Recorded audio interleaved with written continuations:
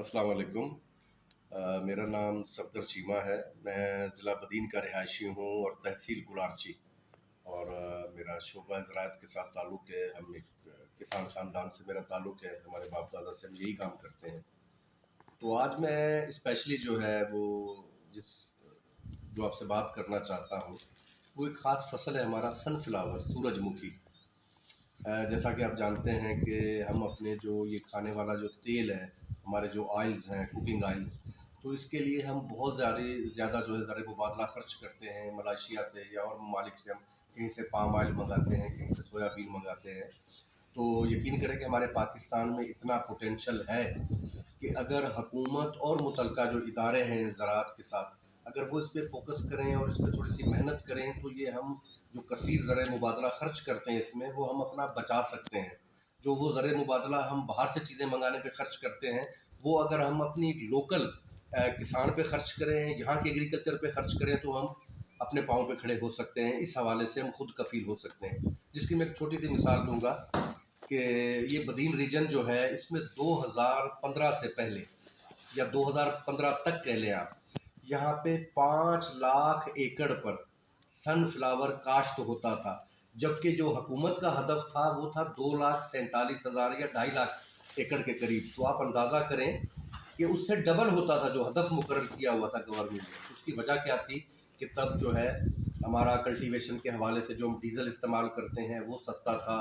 फिर हमारे जो फर्टिलाइज़र हैं, डीएपी हो गई, यूरिया हो गई, ये सस्ते थे। हमारे बीज सस्ते थे और उस हिसाब से जो है और ज़मीनों की पैदावार भी अच्छी थी। ज़मींदार खुल के खर्च करते थे, अच्छी पैदावार आती थी और मुनाफा भी अच्छा मिलता था। अब क्या हुआ है कि अगर मैं ताज़ा तरीन आपको सूरत बताऊं, तो 2015 के बाद से बतदरीज बीज महंगे हुए, डीजल महंगा हुआ, फर्टिलाइज़र महंगे हुए और ज़ाहिर है उस हिसाब से फिर ज़मींदारों ने खर्चा करना भी कम किया, तो जिसका एवरेज पर भी असर पड़ा। तो प्रोडक्शन भी कम होनी शुरू हुई और उसका मुनासिब रेट भी नहीं मिला। तो उसके नताइज क्या निकले कि पिछले साल यानी आप लगा लें कि 2015 में 5 लाख एकड़ पर काश्त होता था और वो जो जाके अब 2025 में 35,000 एकड़ पे वो काश्त हुआ। कहाँ 5 लाख एकड़, कहाँ 35,000। और इस साल 2026 में मजीद उसमें गिरावट हुई है 10,000 एकड़ की। अब लगा है वो सिर्फ 25,000 एकड़ पे। तो आप ये समझ सकते हैं कि कितना बड़ा मतलब एक मैं तो कहता हूँ कि एग्रीकल्चर पे खुद का हमला हुआ है।